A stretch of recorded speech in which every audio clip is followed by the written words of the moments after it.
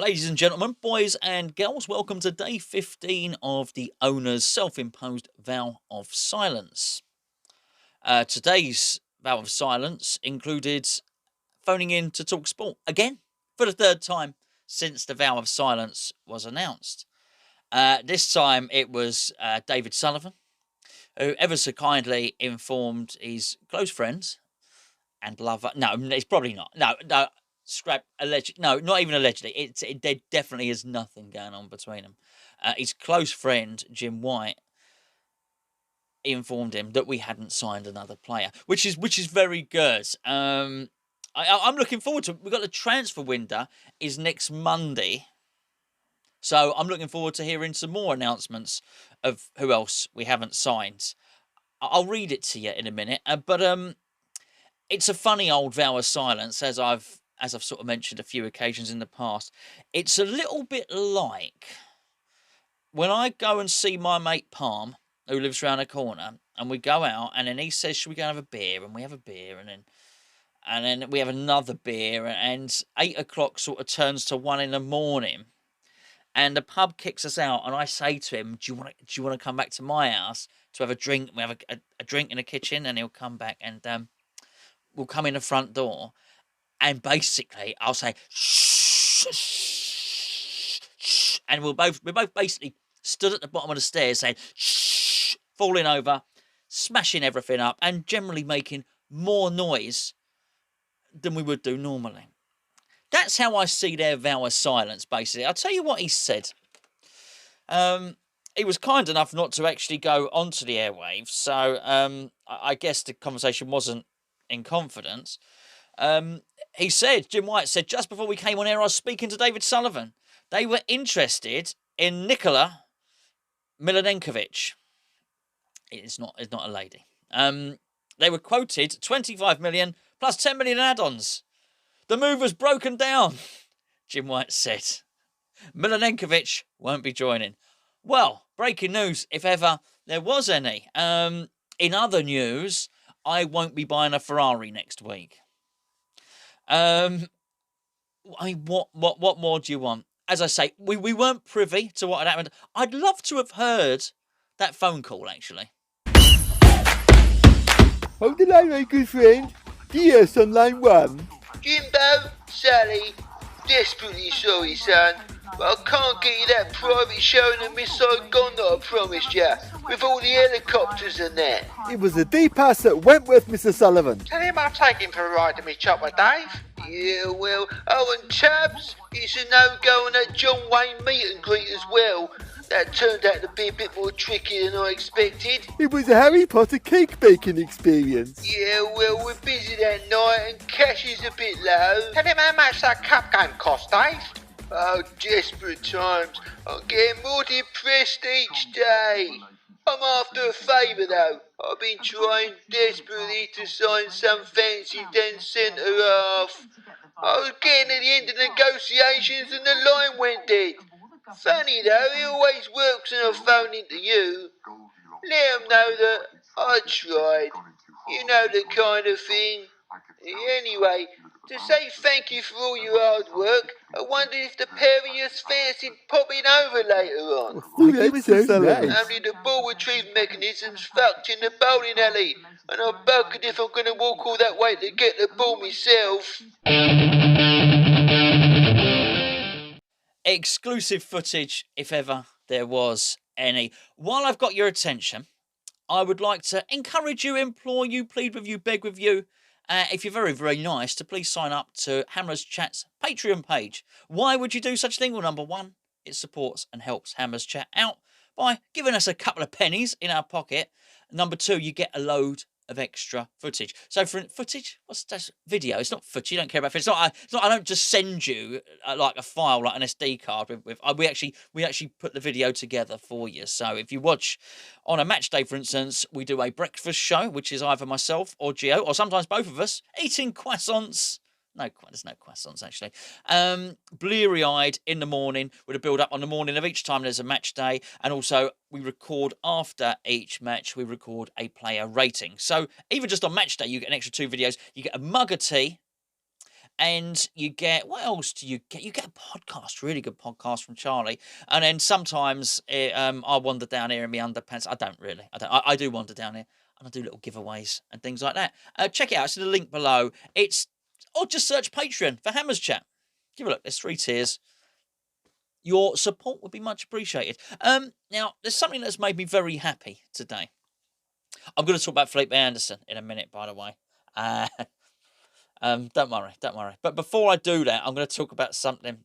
This is marvellous. West Ham are looking to buy a player called Hans Wankenham. Now, I know nothing about this player, but we must have him. He's from Belgium. He's from Club Brugge. I don't care if he's useless. I just want Wankenham to be playing in the same team as the Fornicate. I just think there's mileage in this.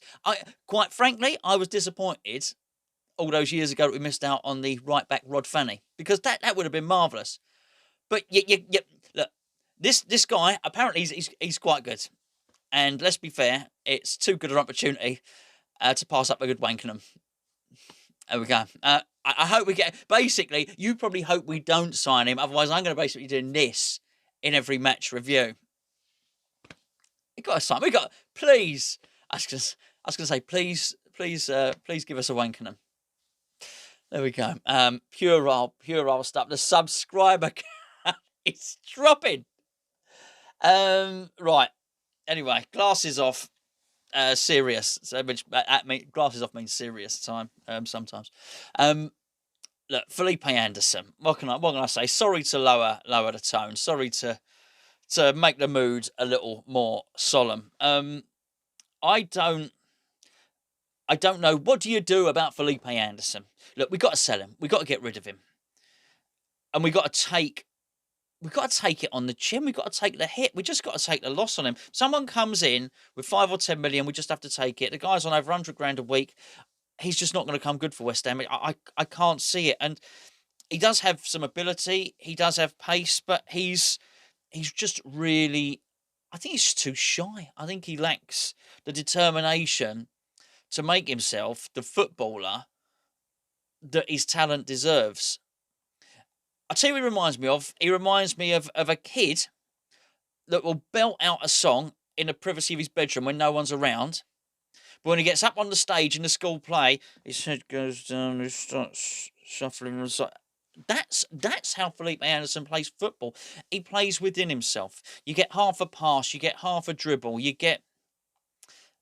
Look, he's faster than Seamus Coleman. He had a race with Seamus Coleman the other night, and he decided not to win it. It's not just the 50-50s. It's almost like he's got a mental block. There's a refusal to cross the ball. So he can get to the byline. He can get to a position where he's just got to beat a defender to cross the ball over. He just doesn't do it. I reckon he must be the easiest person in the world to mark if you're a right back. And I just can't see a situation where he features in the team. Gio made the great point about us not making substitutions and players just not featuring that are going to be on the bench. His avenue to play is gone now. That was the Carabao Cup. It's gone. There's no more cup competition. Look, we've done the blame game. We've done the reviews. We know why that was. But that was Felipe Anderson's opportunity to play football for West Ham. If Felipe Anderson doesn't play in the Carabao Cup, he's probably not going to be on the bench. But even if he was on the bench, and let's say we wanted to shift, we wanted a wide player, which we're not really playing with that formation anymore, because Fornall's a little bit more tucked in. I'm pretty sure Lanzini would come on and play that role. Maybe Yarmolenko come on and play that side, or Bowen gets moved over to that side. Maybe even Antonio gets moved over and he plays in that position whilst Hilaire goes up front. I look at it and I can see 4 or 5 different things happening before Felipe Anderson even gets a sniff. Competition is fierce at West Ham, and not because we are brilliant, far from it, but we've had a good result against Wolves, which means getting into the team is very, very difficult. I don't think even if he'd have excelled in the games, in the cup games, that he would have necessarily got a start in the league. I don't believe that to be the case. But what he's done is he's given the manager a reason not to pick him. So I think Haller, with his 4 goals that he scored in the cup competition, and then the headed goal against Wolves, has kept his name, the name of Sebastian Haller, fresh in the manager's mind. I think Yarmolenko, yes, all right, everyone was bad in the cup game against Everton. But his name is in the manager's mind. If the manager is looking to do a substitution, which is not very regularly, let's be fair. But if he is, if it's with God's grace, a fair wind, and all the planets align, and it's Christmas Day or something like that, and Moyes is feeling particularly generous, and he feels like doing a substitution, Yarmolenko's name is in his mind. Felipe Anderson just given every reason for him to discount it, and I just cannot see a future for him at West Ham.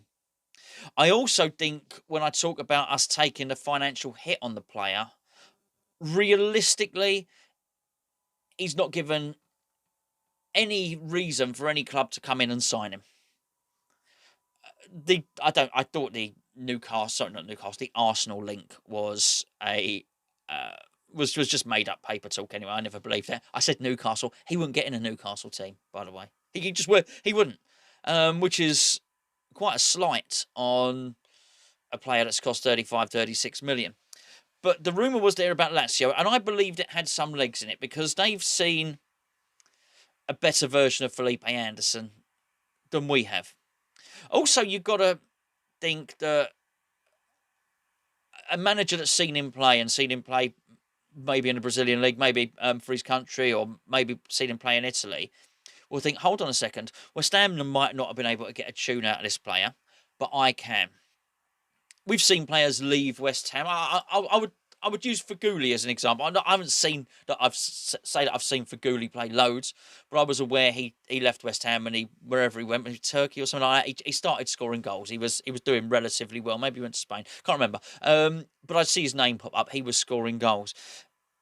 There will be the odd manager who feels that they might be able to get a tune out of him, but not at the money that we expect. I think just sometimes you've got to appreciate that you've made a bad buy. And there may well be clubs out there that are willing to take a punt on him at 5 odd million and pick up his wages or something like that. Nobody, if you're waiting around for 25 million, it ain't going to happen. Nobody is coming in to buy him. I have a hunch that he and Wilshere won't be here at the end of the window. I don't know how that's going to pan out. It might be a loan move. I've got no inside knowledge or just an inkling. I've got an inkling that won't happen. I also do believe that what happened with Dean Garner has been and done.